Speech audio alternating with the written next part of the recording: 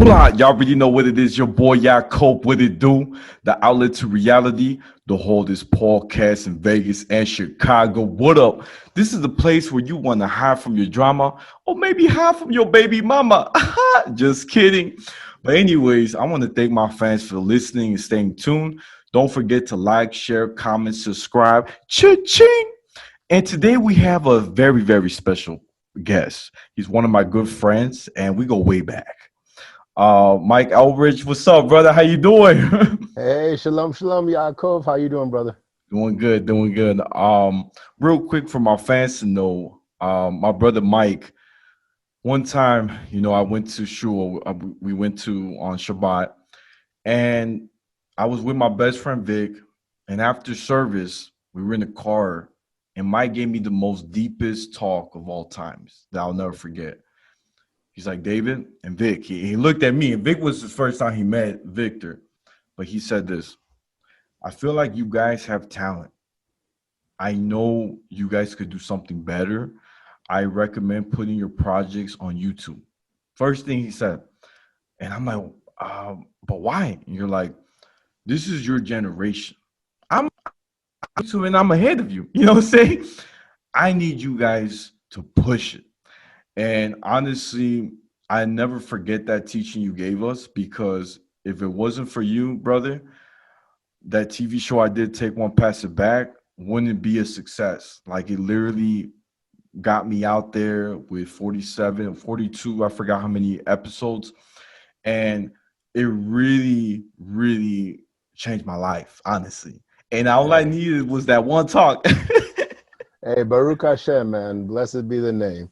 Thank You know, I remember when you came to me about it, and I was still just getting started with the YouTube stuff at Beth Shalom B'nai Zekin Ethiopian Hebrew congregation. And I was making like a lot of, those little mistakes you make in the beginning. And then when I saw that you were interested, I was like, it might be easier for him, because it's almost like the internet has a language that works better for people that are younger. You know what I'm saying? Yeah, for sure, brother, for sure. But real quick, my fans, I want y'all to know that this is my brother, and I'm very happy to have him as my special guest. And if it wasn't for him, I would never have Rabbi Fournier on the podcast a few episodes ago. Because honestly, I don't know what you said or what you did, but you made a couple moves. there was an interesting conversation after you did the podcast with him. Because when you're a spiritual leader, it's really hard to get that person's phone number, the spiritual leader. Yeah. And after he did the interview with you, he's like, did you give him my number? And I was like, yeah. Real quiet about it. And he was like, okay. But I'm glad that worked out. I watched the interview. Rabbi is a phenomenal speaker. But as he told you, and same with me, this is also my first guest appearance on someone's podcast. I just started for the Knesset doing a Friday night Torah study. So this is my first podcast. So Toda Rabbah, thank you very much, bro.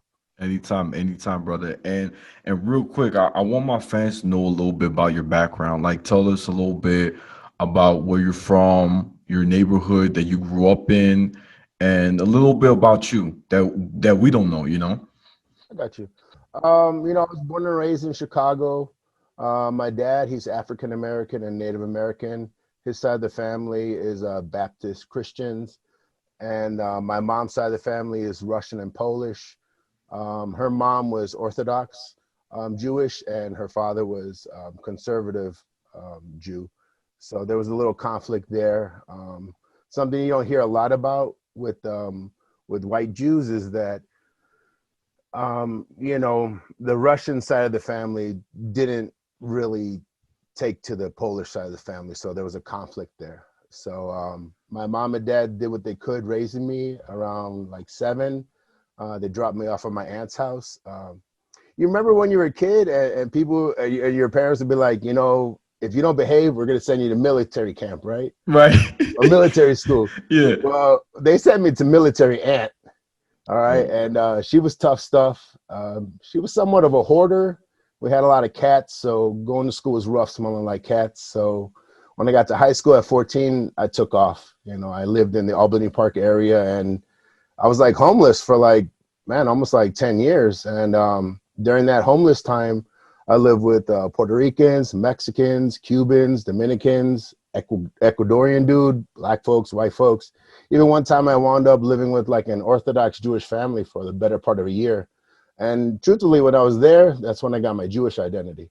wow, it's beautiful. And I didn't even know that you left the home so early. Like, was it that you did something bad and that's why you left? Or it's just that, Nah, I mean, if you've ever run into, smelly people like, indigenous, people that are homeless, it's rough, their smell. So, I dealt with that all through elementary school. And then when I got to high school, it just got too rough, It was like, you can't be smelling like cat pee in school, man. Not in high school. So I had to yeah, leave. But wow. it turned out, well, my aunt had raised me well. She was really tough. I can't really determine how many ass whoopings I got, but if out of 365 days a year, there might have been like 65 days I didn't get, you know, in trouble. So that is what it is. But she prepared me to survive in the wilderness. Literally. Wow. Chicago is a concrete jungle. Oh yeah, this is the toughest neighborhoods and area of all times. Like we're still number one in the most, what I'm saying? Unfortunately. It's sad, bro. It hasn't got better. But one thing I wanted to ask you too, man, because it's interesting that you got back into your roots in Judaism. And I wanted to ask you something because I know you and your wife is Filipino, and she's from the Philippines. How did when you guys got together, right? How did you guys like because I know she is now a member of the congregation. Now Yes. she's Jewish. So how did you guys like came in agreement, or like how did the process work, because this is very interesting having a different culture, with somebody who's different from Chicago. How did you guys make it work, what I'm saying? Because I'm trying to learn the secret, brother. I don't know how you did it, what You try to bring your, I'm your your girl in, so I saying? understand. But when I met my wife, I was wilding out. I was homeless. So when you're homeless, you go with the flow. Wherever you lay your head is home. So it wasn't until I met her back in 2004 on my birthday. So we've been together. I always count the day we met as we started together. So 16 years. So, I was doing all types of stuff, man. I was drinking, I was drugging, I was clubbing, I was doing my thing. And when she came along, she put me on track. Back then, she got me involved in a missionary Baptist church. It was a Filipino church. So it was really cool for her. She know what they're saying all the time. Me, I was like, what they saying? But, one thing led to another. And my supervisor at work, he was telling me like a whole bunch of stuff because, he's also Jewish, a black Jew. And he was telling me this stuff, and I would come home and tell my wife like, yeah, this guy said this and this guy said that. Like, we shouldn't be in the church. And she was like, one day, literally, she was like, well, where does he go? Wow. And I was like, yeah, what? I never thought, he had taught me for like 2 or 3 years, and I never thought to ask him, where's your synagogue? Where's your shul? Where's your Knesset? I never thought of it. So that led me to Beth Shalom B'nai Zekin Ethiopian Hebrew Congregation. We've been attending there for about 10 years, and we've been official members for about 9 years. If for people who are new to this way of life, as one of my main teachers, who's also my sensei, he says, we're not converting, we're reverting. So we're going back to an ancient way of life. So we don't believe in conversion, but there's a process. You go through a mikvah. You come before the congregation and you're introduced to the congregation as a new member. So it's something that you have to do individually. Like, you know what the mikvah is, right? Yeah. For those fans, I was gonna explain it to them too. It's Please. like it's like a way where you go in the water and you're basically like you're kind of like new, And it's a process that's in the Torah that talks about, you know, even when women had their period, they had to go to the mikvah in, you know, in the Torah. So it's a tradition that we have for so many years. And I think the word baptism, they stole it from us because they Yeah. literally took the same thing and just apply Well, it. look. When I was in the church, I went through baptism. So when I came back to this way of life, I was like, all right, you know, I need to go into the mikvah, you know, because not to say I'm unclean or anything, but that was the process. So it's the same thing. The only difference is instead of someone placing you in the water, you have to place yourself in the water. And Yeah, it's always, you know, we went to I think it was like 47th and Lakeshore Drive, you know, where they painted all those trees on yeah. the.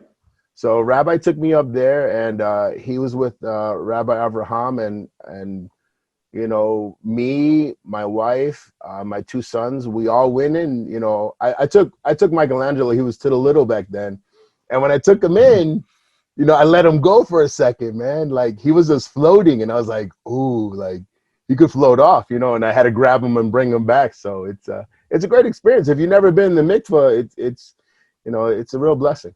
Oh yeah, oh yeah. And brother, real quick, I want to ask you something. I'm gonna pick at your brain just a little bit. Come on. Um, have you ever being you know, being mixed like me, I'm mixed, ever felt discriminated within the Jewish community for being different? I, th- You know, I'm gonna tell you both sides of the coin so that okay. it makes sense. So Yeah, please, please. you know, I'm involved with an organization, and we have a auxiliary group. It's called Kol Or Jews of Color Caucus. So my story is very common to them, and they have the same story as I do. You know, the difficulties of emulating into um, white Jewishness, or you know, European Jewry versus like African Hebrew way of life. So I would say the worst racism I dealt with from white Jews is from my own family. Um, you know, the Russian and Polish side of the family, you know, they didn't accept the Polish side of the family, so they sort of cut us out the tree. And I was sort of jaded towards them. And it wasn't until I met my mentor. He's the one who, you know, he got me my job. He introduced me to my wife. He changed my life in a big way. So this one Jewish guy, you know, an Ashkenazi Jew, you know, I got sucked into the foster system, and he went and got me out, and he was the one who landed me with the Orthodox Jewish family. So that Jewish family, you know, I'm not gonna last names, but it was Maxim Muriel. They opened their home to me. You know, they were receiving no federal assistance. They just took care of me for like maybe like 11 months, and you know, they're the reason that I'm even following the Jewish way of life now. It wasn't until I found Rabbi Fournier's congregation that, you know, I was able to find my you know, African Hebrew identity, because there's two sides of the coin. You know what I'm saying? There's African Hebrews and there's European Jews. So Yeah. you know, I don't hold it against my family. You know what they said in the Bible, where Joseph tells his brothers is that, you know, what you meant for a curse, you know, God turned into a blessing. So it is what it is, you know. Yeah, it's true. I was going to share you something. So Please. 2 years ago, I went to one of my boss. I used to teach martial arts and self-defense for Uh-huh. veterans and for a whole Jewish yeshiva. Like What's they, your art? so I teach Shirkaito, which is Shirkaito came. It was founded in 2004 Okay. by Michael Abram, who's my master, and I'm actually one of his first students that he actually shared his own secret tradition martial arts, and his background is kung fu, jiu-jitsu, and hapkido and boxing, and he Ooh, combined them all into his own style. And street kaido, which means in what's it called in Korean, is street style yeah. martial arts, the way of the street, Sounds like basically. it. Yeah, yeah, it's pretty dope. So I use that, and you know, I put into practice, and I met this Jewish owner. He had a Taekwondo school, and I told him I want to teach. That's what I do. And the cool thing is, he was Orthodox, and he had it where Monday, Wednesday, Friday was only for all guys, Okay. and then Tuesday, Wednesday, and I think Sunday was only for women class because his wife was a degree or 7th degree black belt in Nice. Taekwondo. She could fight. I was shocked. And you know what I'm saying? Hey, it's dangerous women out there, bro. Yeah, honestly, her I was scared of. I was like, damn, she's quick and she's strong. So I would teach all the men's class from kids, from like little kids, and I used to call them the tiger squad because they're like the little tiny tigers. They're like strong, they feel good, right? You know what I'm saying? And then the older kids, they were like my little brothers that they probably didn't have, or I don't know. And I was the only Hispanic in the whole building. Everybody was white.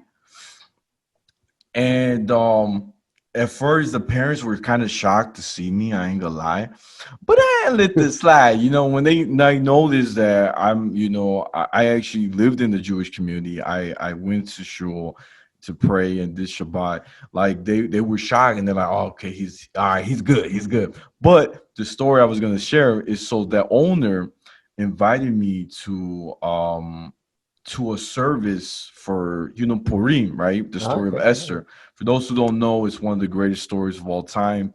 It's about a woman who basically a Jewish woman who wins a like a pageant. What's it called? Like a pageant, like kind of like Miss Universe, Yeah. where who's gonna win, right? And from That's a all good way of putting it, bro. I yeah, never thought of right, that. right. That's how I'm gonna yeah. And basically, she wins first prize, and she gets to live in the palace with the king. And she basically saved the Jewish people. She kind of like manipulated in a way to, she was smart because Yeah. she had to find ways to save her people, from assimilating or dying, stuff like that. She was smart. She was smart, and I love the story. So my guy, the owner, who became a good friend of mine, he's like, "Hey, I want to invite you to service. We're gonna read the story, and it's this show, and I want you to, meet me there." I'm like, "All right, cool." So after work, I got dressed up. I actually dressed up like GI Joe, and and Well, I mean, it's like Halloween almost. Everybody dresses up in costumes, so you're on point. right, thank you, bro, thank you. So I get there, right, and there's like three tall like Jews, and they're Ashkenaz. I could tell they're European, white, they're real tall. They're like almost 5'11", and they were blocking the gate. And I was like, "Hey man, I'm here to for tefillah. I'm gonna go pray, and I'm listen to the story of Esther."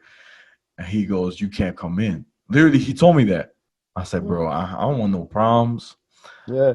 We the same brother. We just have a different mama. That's it. But we brothers."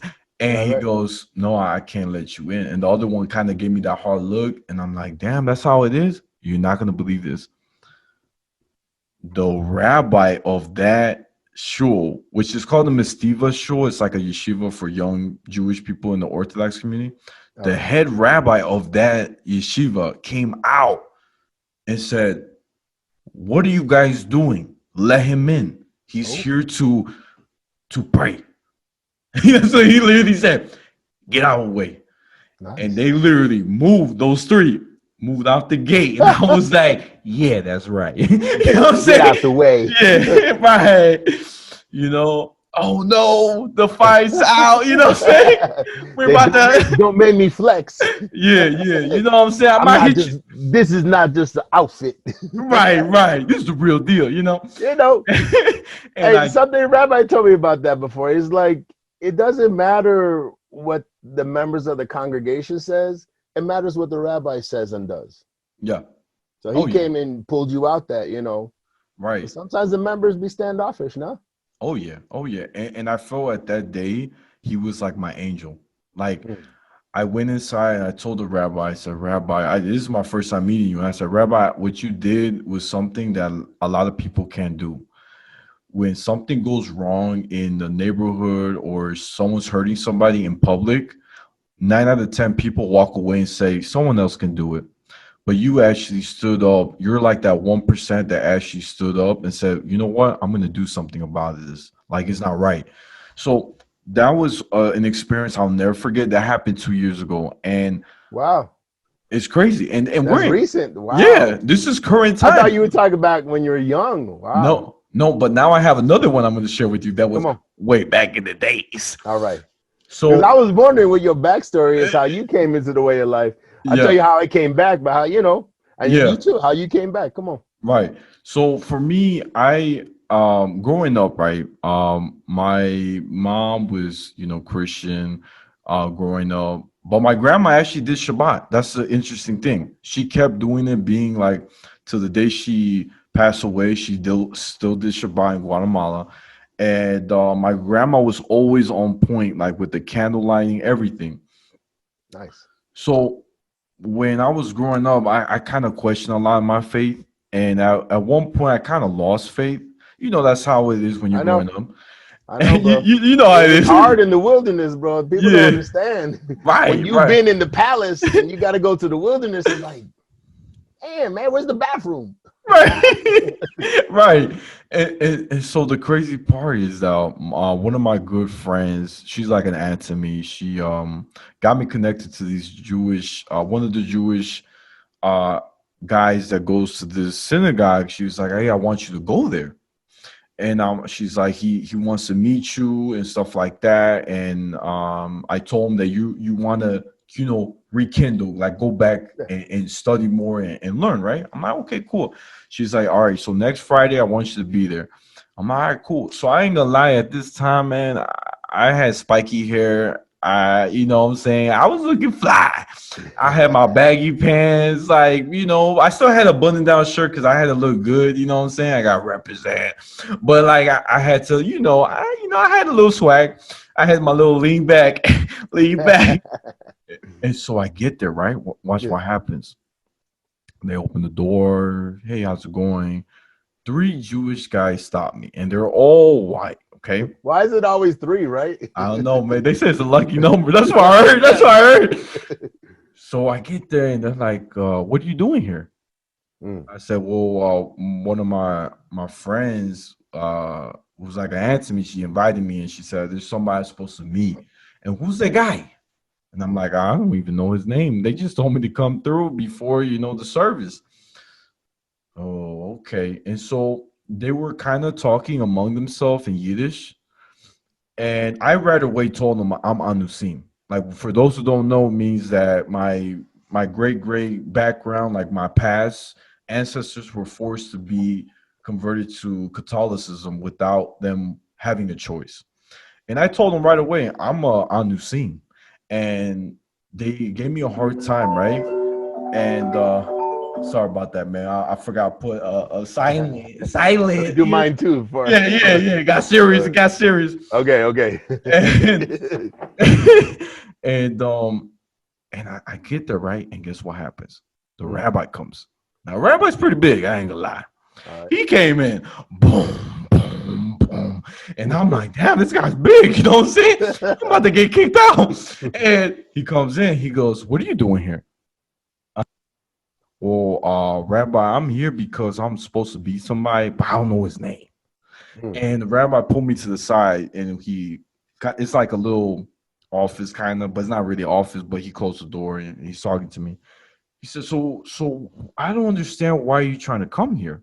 And I said, well, I'm coming here because, I want to get back into my roots. I want to study and learn. And he goes, well, David, I'm going to be honest with you. You seem like a nice kid, but I'm going to give you homework to do. I was like, okay. The first homework I'm going to give you is a book called Who is My God? It's a very famous book in New York Times. It's about basically how a guy gets into the Jewish faith, and it explains the Orthodox world, right? He's like, I want you to read that. And the next book he gave me, he's like, I want you to read. And then the next book I'm going to give you, I'm going to read. But my goal is to put you away.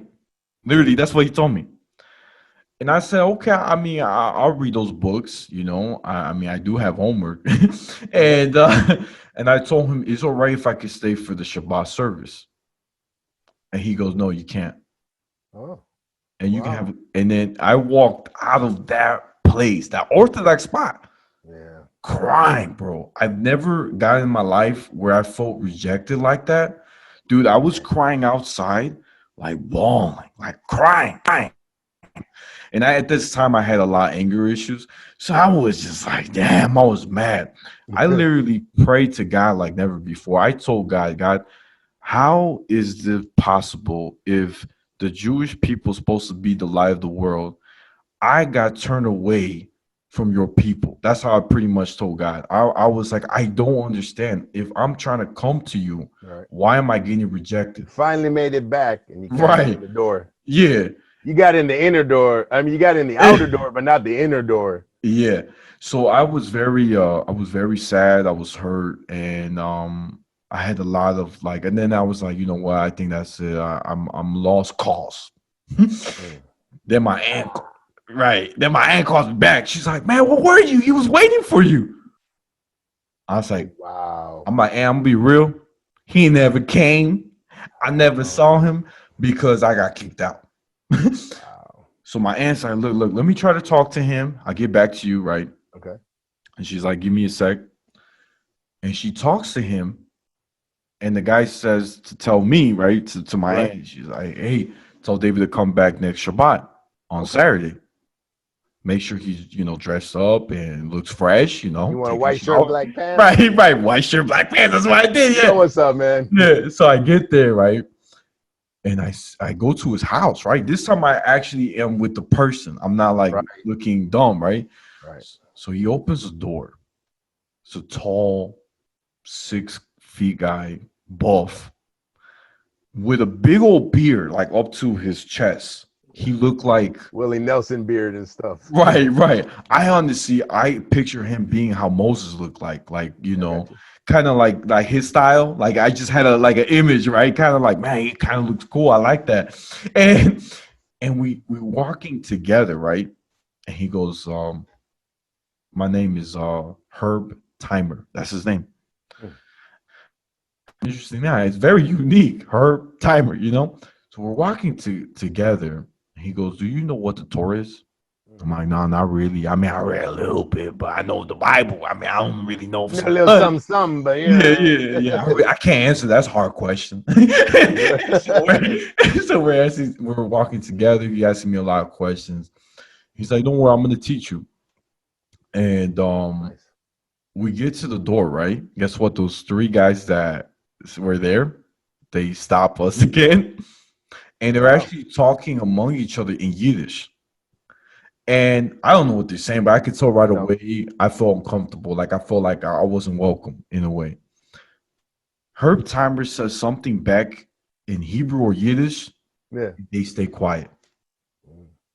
So I'm like, damn, this guy's a good lawyer. I got to with the line, right? Yeah.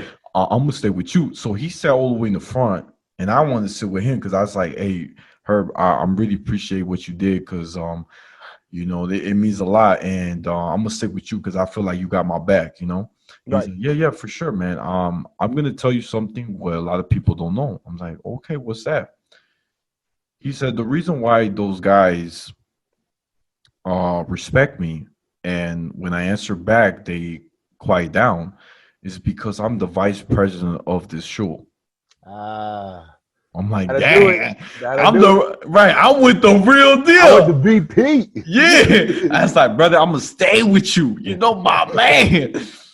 So I see the rabbi comes, the one that kicked me out and said, I can't stay for Shabbat. Yeah. Comes back, round 2. Boom, boom. No. He's a big dude, man. Everything started shaking. You know what I'm saying? So I was like, damn, he's about to get Hulk shit. Walking in the room. Yeah, right. For real. Jewish Hulk. Yeah. I was like, damn, I don't got that superpower. You know what I'm saying? So he comes in, he sits down, he said, David, it's great seeing you again. Oh. He literally said that. I'm like, bro, you ain't really meaning it. That. You know what I'm saying? So it's like, don't try to play. You know what I'm saying? Why you trying to play? Yeah. Why you kicked me out last week? Like, you're lucky I didn't record what you said last week. Right. And next, you know, he sat down, and I talked to Herb. I said, "Hey, Herb, time right. Let me tell you something. Why is it?" And I'm gonna ask you a personal question. I'm not scared to ask. Why is it that I got kicked out from the shul? Hands Mm. down, I want to hear the truth. And you weren't there. I think you got there late. He's like, "Yeah, I actually got an hour late." It's me. So I'm like, "All right. So why you think I got kicked out?" He goes, "I'm gonna be honest. So in the Orthodox world, a lot of people that are outside the faith that come to our shul, they say they want to be Jewish to be rich. That's the first thing they say. Mm. The second thing they say is, I want to be Jewish so I could rule the world. And those are the two biggest stereotypes that people Okay. grew up with, you know, as people that didn't actually have friends that are Jewish or lived in the Jewish community or understand the culture. They believe the stereotype of the world. So right away, that's a red flag. You shouldn't want to be Jewish to be rich because that's Yeah. not how it goes. It's basically you want to be Jewish and leave your old ways to start a new life, right? Agreed. And that's where we're like, no, we don't. We're not taking you serious. You know what I'm saying? Ah. And I'm like, wow, that makes perfect sense. And he said, if you look at all the faiths in the world, Judaism is the only faith that doesn't do missionary work. Hmm. We don't go in the world and say, "Hey, you got to be Jewish." Yeah, there's no evangelizing. You're right. You're Yeah. right. And he says that's what makes us stand out. We believe that people should choose to want to be Jewish. Like they want to take that step. I want to get there. How can I get there? Hey, What's bro, that goes back to the mikvah. Like you got to go in yourself. Nobody's gonna dunk you. You ex- got to go down and come back up by yourself. It's so he's definitely on point. But I actually never heard that before. But that's I could understand why they were standoffish. But you know I, when I was living with my aunt was a secular Jew. You know what that is, right? yeah, yeah, like not religious, right? Right. I mean, we had it all, man. We had, we had a Christmas tree, we had a menorah, Right. we had matzah, we had Easter eggs, we did New Year's Eve, we did, Rosh Hashanah. Like anything goes, and man, she definitely didn't keep kosher. So, when I got sucked into the Orthodox Jewish community, I know exactly what you're talking about because I went to a yeshiva for like a little minute when, the guy I was living with, his son was a rabbi and he was teaching me this. And he took me to the yeshiva over there by like Kimball and Foster by Northeastern University. Yeah. The kids wasn't feeling it, man. Like the adults were like, all right, his family is, European Jew, so we'll give him a break. But the kids were like, nah, you don't really fit in here, man. So it Dang. didn't work out. So, and then when I got to Rabbi Fournier, I mean, here was my first homework assignment, what is a Jew? Wow. And, because I had the same questions you did, like, what's up with this? Like, I passed all the Jew tests, you know what I'm saying? My mom was Jewish and it goes back several generations. How come I'm not welcome in? And he's like, read this book. And, spoiler alert, it doesn't answer the question, but most questions in Judaism are rhetorical. The question is the answer. Yeah. So you have to find your own answer. You can't go reading something to get the answers in Judaism. You got to find it yourself. So I Exactly. feel for you, and I'm really surprised, bro, that you were courageous enough to go back the next week. I mean, it's like you didn't wait a minute. You were like, I'm going right back. Yeah, like I felt like I failed the first test. Let me try again. And here's the thing, I forgot to mention. Herb Timer said this in the Talmud, which is another book that for those who are looking into reading, Talmud is I look at it like customs that a lot of rabbinics put together. And in the Talmud, they say that when someone, well, this is what he told me, right? When someone wants to convert, right, or get into the Jewish faith, you have to kick them out 3 times. He said, "You're lucky you only got kicked out once." That's what he told me. Ah, He said, "That's what he told me." So you're in the good luck. I'm just saying, you know what I'm saying? You you passed. ain't like Flynn now. Yeah. So you in, brother. So he got me in, and I'm really, grateful. He passed away, but he was one of the best rabbis I've ever had in my life, and teachers. And another thing too, man, I was a troublemaker and I failed my chemistry class. You know, my brother understand. Physics, bro, I hated it. I hated it. But this man was so wise. He was so smart. He literally he said, you know what, to my mom, I'm gonna tutor him. And he has the brains. And you know what he told my mom? David has an old soul. He's been here before, but he's back. I don't know why he's back, but probably for a purpose. And he said that he told my mom that when we studied Torah and chemistry, both, he said David asked questions that a regular kid would not ask. And I was 16 at the time. He's like, Nice. David is very wise. He's ahead of his time. I'm like, damn, Rabbi, you make me look good, brother. You know what? You making me look good. And this is the rabbi that kicked you out the first time. No, this is the one that the vice president, VP. Oh, he was also a rabbi. Well, I don't. That's a good question. I think so, but I'm not 100%. But people looked at him as a teacher. You know what I'm saying? So I look at him as my honestly. Well, you know, we call them more. You know, like More. Moshe. Yeah, So, yeah. So more. Right. Yeah. So they're sort of like. It's just a different title. Yeah. We'll say more. I think that's the best way to put it. And he was so smart that he's like, look, all that stuff you're reading in that book and that chemistry stuff, it's not going to be useful in life. I'm going to show you the real deal. I said, okay, what is it? We walked like a long walk. It was like the longest I've ever walked. Man, I think we walked 14 miles, no lie. Whoa. But this is what he did. He stopped at every tree we saw and he named each tree. And from depending of the branch, whatever that tree is, he told me what kind of medicine you can make out of that. Wow. That's a real teacher.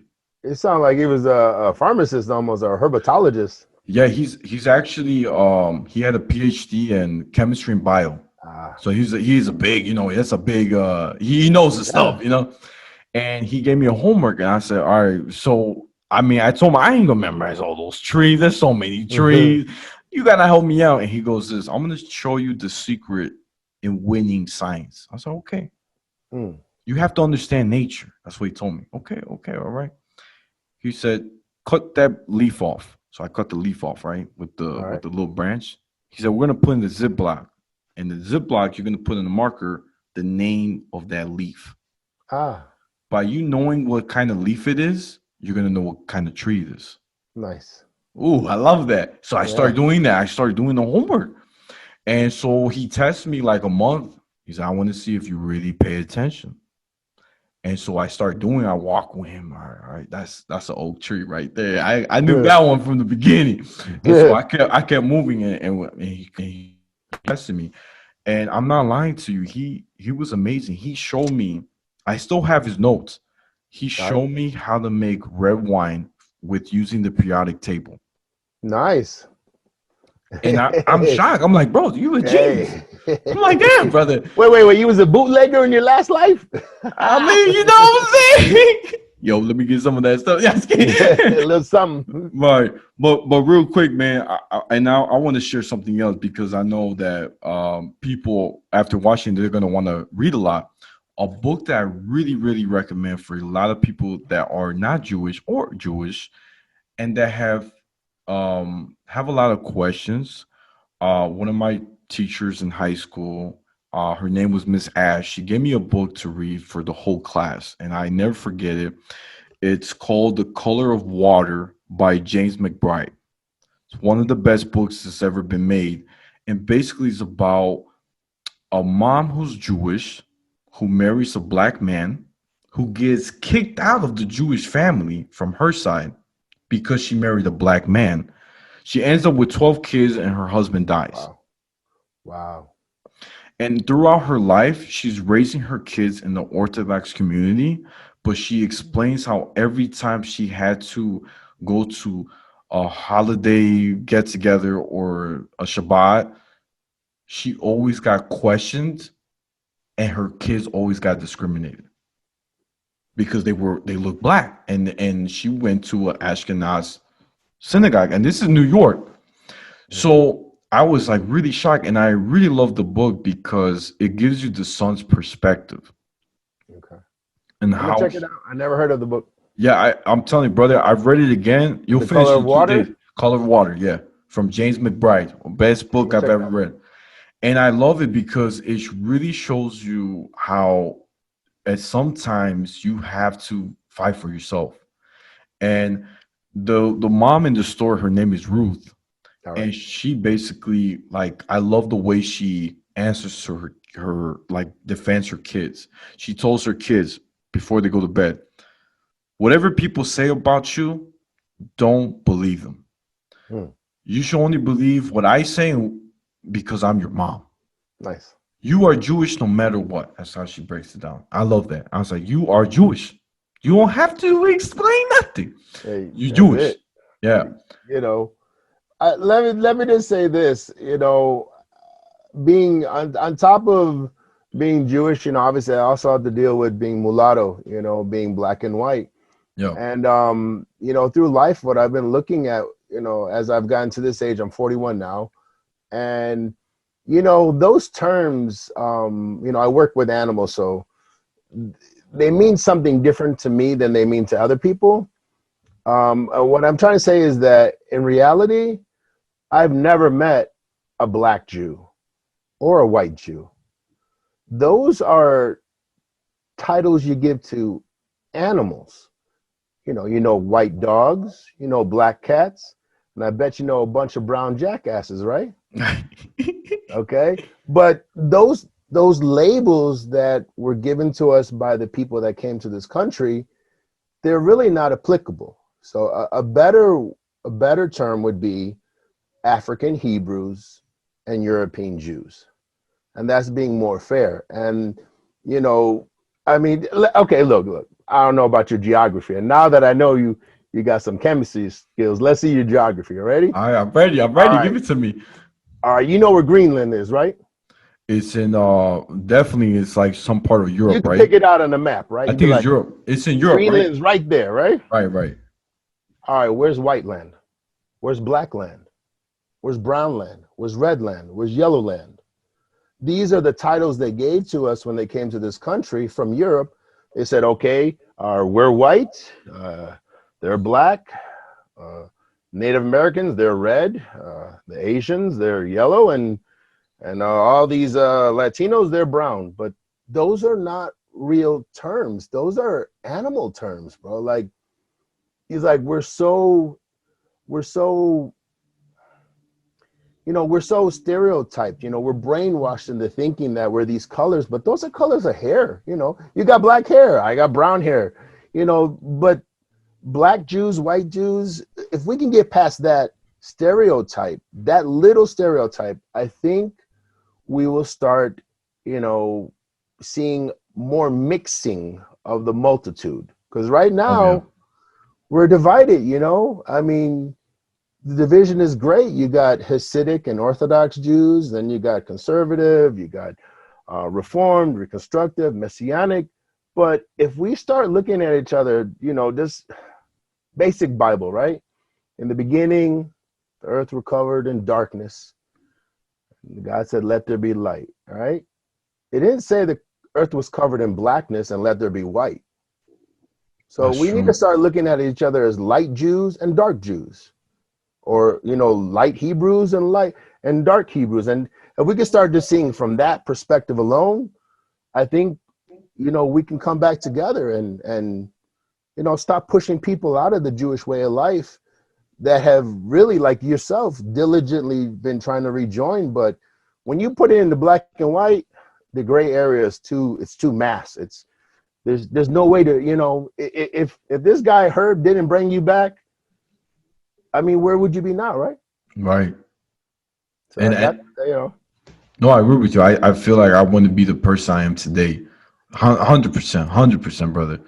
And a lot of times I feel like it's good to question. You have to question your faith. You have to. That's the only way you're gonna grow. Hands down, hands down. And like today, I'm gonna actually do Shabbat, of course, later today, and Okay. I'm gonna show a friend how I do the Shabbat. And I think it's really nice because, it's just, my friend's curious and wants to see it. And I'm like, you know what? If someone's willing to actually learn and see it, why am I going to say no just because they're not Jewish? It just makes me seem Right. very close-minded and like afraid people are going to know what I do. Like, come on. Like, this is who I am. I gotta, represent, right? Honestly. Look, check this out. All right. Because of the social distancing last year is the first time since we've been at Beth Shalom, Hmm. first time in like 9 years that we didn't go to the Seder, so we had to have our own Seder at home. And my wife's background, my wife she's immigrated from the Philippines. So she's a native Filipino. Her dad was Spaniard and her mom is Filipino, like, descended from like the Agta people, the mountain people. So, we all live together. Our moms live with us in the house. So my mom's downstairs, her mom's upstairs. So we had our first Seder at home. And I really, even though I've attended a bunch, I didn't really, I didn't have the flow. Like, all right, we're going to do it like we do at Beth Shalom. Have you been to the Seder at Beth Shalom? No, I haven't. I haven't. Oh, it's lovely, brother. We got a Wow. video. I'll shoot it out to you. It'll show you the breakdown. But long story short, it was like trying to teach, because my mother-in-law, I should say my wife's mother is Catholic, but trying to show her, you know, why we're having, a Passover dinner, a Passover, a Pesach Seder, is really difficult, you know, to explain to people. So I admire that, and I thank you that you're trying to reach out to your friend and actually, you know, show him, because that's what it sort of took Herb. He had to show you. You can't tell people. You got to show them. Yeah, yeah, it's true. Hands down, 100%. And real quick, not to get sidetracked, but my fans out there, if you guys see me wearing this nice white outfit right now, my aunt actually from Guatemala had somebody make it when I got there to make it. And it's really nice. I like it. So I don't want people to be like, man, look at him. What what I'm saying? What is he trying to represent? I'm like, hey, look, this is 100% Guatemalan like tradition. Like this is like my aunt had to literally go to the indigenous and actually ask the people that that's what they do. They just make clothing for their people, and she was able to get one for me, and I was like, yo, I never had one. Let me wear it. And today I felt motivated to wear it. But It but looks nice, bro. I love it. thank you, I, bro. I Yeah. actually thought it was a Hebrew garment because Yeah, yeah. I mean, that's why we're cousins. You know what I'm saying? You know what I'm saying? You know what I'm saying? like you see this right here. This is Yeah. my son's. And the European community they say talis, but in the African we say talit. This is his prayer shawl. So I thought it was a good background for today, so I put it up. So I we like both it. want something ethnic. Yeah, we did. Honestly, I think we smart. and, and real quick, brother, I Come want on, to Miller. ask you. I want to ask you another question, and I think you're gonna like this. So, why do you think that there's not a lot of representation of Jews of color in the media? Ah, um, honestly, I would say the biggest thing that is stopping people from being more vocal is that we've emulated into European Jewry, Jewish people, so white Jews. So we don't want to insult any of our white Jewish friends, and many of the things that we would say would go against, like say the state of Israel. So in vocalizing our frustrations with our Ashkenazi Jewish brothers and sisters, it's almost like we're attacking our friends at the same time. So we do that in our own time and space. And if white Jewish people want to attend, like we have every year, I'm part of Jewish Council of Urban Affairs, so we have a Juneteenth celebration. And in that time and space, we can address, I forgot what they call that right now. It's like where you're sort of educating, white people how to not be racist. But so we have that time and space also within the Jews of color community for, our Ashkenazi brothers and sisters so that they can take it out to them. So short answer, we can't do it. Jews of color can't. It has to be our white Jewish friends that put it out there, and then it'll at least be acknowledged. Otherwise, it falls on deaf ears. Yeah, because honestly, man, like all these, like a lot of movies I've seen, TV shows, like the big one, Goldberg's, all these movies, they're all Jewish people that are white. You never see a Hispanic Jew, a black Jew. Can I speak on this, please? Yeah. Look, man, I've been to the Holocaust Museum. All right, you been there before? It's over. No, no, I haven't, So bro. I wanted to, you need to but go. It's deep, man, because you see like people's immigration papers on the wall from when they arrived, and then when I went to New York, I went to Coney Island and I saw there too. I saw the stuff. But the thing that blew my mind at the Holocaust Museum, in Skokie, was that I walked through the entire place and I only saw one picture of one black person in the entire place. And that picture was, they were showing how, like, people that were disfigured or something, were, swept up into Nazi Germany. And what always blew my mind is that, and it's still to this day, and I asked Rabbi a couple of weeks ago, it's like, I've never heard any European Jew say, I mean, what the claim is. We all claim, he says, you were slaves in Egypt, right? And Hashem or God brought you out of Egypt, and that's why this is your God. And so all white Jews, European Jews, Ashkenazi Jews, whichever title you want to put on them, they all have the same claim. We all do, you were a slave in Egypt. But why is it that white Jews never say you were a slave in Nazi Germany? Because they were slaves in Nazi Germany the same way that black folks were slaves in, America at the same time. yeah. So why is there this denial that you were slaves, just like we were slaves? So like that, I think that's a big problem. And until I hear an Ashkenazi Jew say, I was a slave in Nazi Germany, I think that denial is going to keep separating, how we're talking about reparations for black folks, right? Yeah. I mean, Ashkenazi Jews were receiving reparations from Nazi Germany, but obviously, displaced African people have not. Mm-hmm. And the reason that white Jews are doing so well in white America is because they received reparations from Germany, and also apologies from America for not doing more to, intervene, and, black folks are just asking for the same thing. Africans, like Marcus Garvey said, Africa for Africans at home and abroad. And the same thing, applies to Jewish people. You're like, Israel for Jews at home and abroad. Like, why can't we have the same thing when we went through the same thing at the same time? I don't know if you can find the answer to that, bro. We have some kumbaya time. Right. And here's my thing. So one movie I was really happy, I recommend my fans to watch it, is My Big Fat Greek Wedding #2. The reason why I say that, there's a scene where the girl, the main character, she tells this tall guy, she's like, you look like you're Mexican. And you know what the guy said? I'm actually Sephardi, and I'm Puerto Rican and Mexican. Wow. I love that. I was like, wow, that was my favorite line in the entire movie, because she felt bad. She's like, wow, I didn't know you were Jewish, and I didn't know you were. I mean, I knew you were Hispanic, but I didn't know you happened to be Jewish. Yeah. So I love that line. He's like, yeah, I'm Sephardi. Like he hit it with the wham. You know what I'm saying?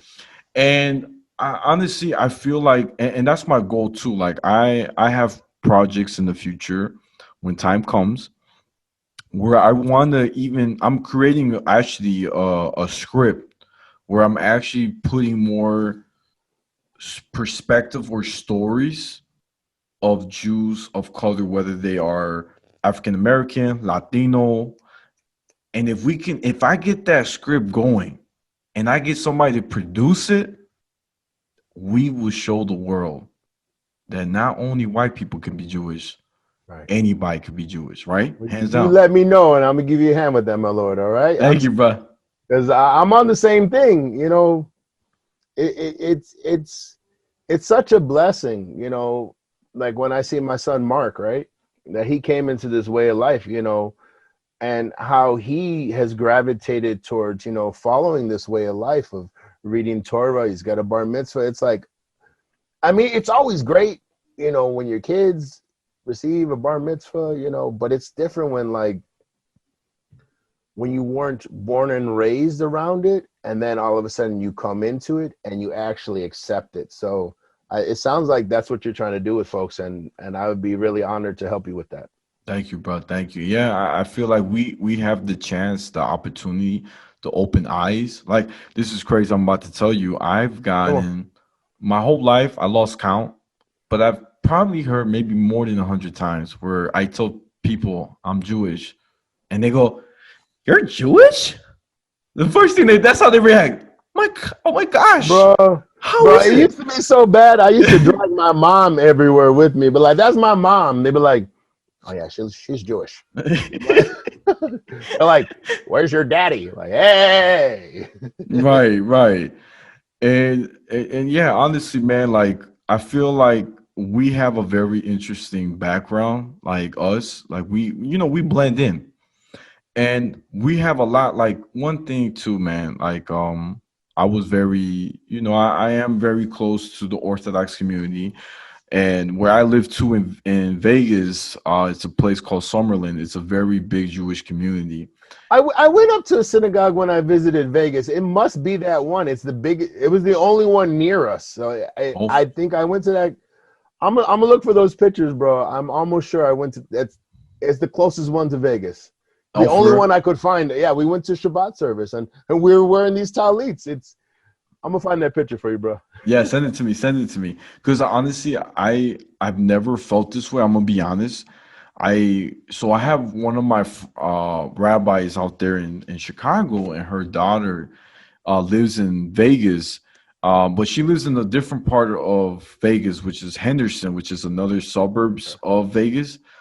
And I got invited for Shabbat. I came there Friday, and I was there for 2 days. And I went to the synagogue, right? And one thing I was really shocked when I got there, you're not gonna believe this. I went to the service. The first row I saw were all Mexican Jews. Ah. Second Wait, wait, row, wait. Is this the synagogue where when they open the Aron Kodesh, the doors are all the way to the ceiling? actually, this one's only a one floor. One floor. Okay, okay. It's a small, a little small. It looks like a Nice. studio. It's real small, Those are small spot. better. Yeah, yeah, Small shows are better. They're oh, more intimate. yeah, yeah. So I saw that. I saw, man, there's actually Mexicans in here in my building. You know what I'm saying? My And people. right, they came back. They came back. They crossed over. They crossed How they over. slip in? Yeah, yeah. You know. And the second row, you're not gonna believe. I saw Persians, people Mm, from Iran. wow. Then I saw people from England, but they were white. But their accent was 100% England. Like, oh Mm. gosh, you know what I'm saying? Yeah, yeah. You go to England and tell them you speak English. They're gonna be Yeah, like, huh? yeah. They said, "Nah, you didn't pass." You know what I'm saying? And it was just so nice. It was a beautiful service, and I gotta say, it's the first time I've besides Best Shalom, best congregation. That was the top, but I'm talking about Vegas. The first ever show I've ever been to where I actually felt accepted. I felt home. I didn't feel questioned. And I'm going to tell you something real quick too. Come on. There was time, you know how we have to do the Aliyah, like you're called up to read the Parsha or to bless the Torah of that section of the Torah. For those who don't know, you know, before we read a scripture, like the big old traditional scrolls, we have somebody call up to actually read it, and then we have someone else to call up to bless it, to pray before and after the verse, right? So they called me up, right? And in the Ashkenaz world, we don't wear talit. But like in the Sephardi world, you can wear a talit. But the reason why Ashkenaz doesn't do it is because if you're not married, you can't wear a talit. That's how they look at it. Okay, that's what you're talking about. I got Yeah. So I didn't wear mine because I want to respect their culture, right? This is their home, and I'm not married. You know what I'm saying? So I get Not yet. there. Yeah. So I get there, and then the rabbi he goes Yaakov ben Avraham, right? That's my Hebrew name, and Hey, I how'd you pick that name? Just wondering. After you're yeah done with this, yeah because I mean, you were born with the Hebrew name David, but yeah. go ahead. Come on, I'm gonna beloved. tell you. I'm gonna tell you. I'll tell All you. right, all right. So I get up and I put the tali on. I'm real nervous at this time. I ain't gonna lie. So I put it on and hands down, bro. To be honest with you, I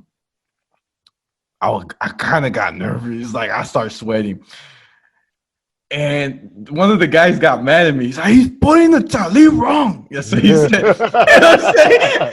That's what he said. And the rabbi goes, "Hey, I got this." That's what he said. So he helped me. He helped me out, right? And it's my turn to bless it. And I did the blessing for it, and I felt really good. I felt like really happy because this is my second day at the show, right? I've never been here, and it really felt nice. Like I said, to be accepted. Now going back to your question about why I picked Yaakov, Come on. I'm gonna tell you, bro. I'm gonna tell you. So pretty much when I was young, I used to want to be a rapper, Okay. and my name was Yaakov. What it do? That's how I used to start every soundtrack. I'm like, it's your boy Yaakov. What it do? That's how I All get right. it. Everybody know. Oh snap! That's his hook. That's his hook.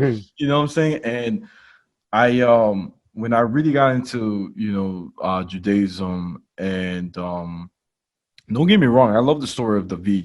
David is like one of the best. For me, the best Hey, kings. he brought us all together. He united the 12 tribes, and no one has done it since. So, Right. So he's a real deal. You know what I'm saying?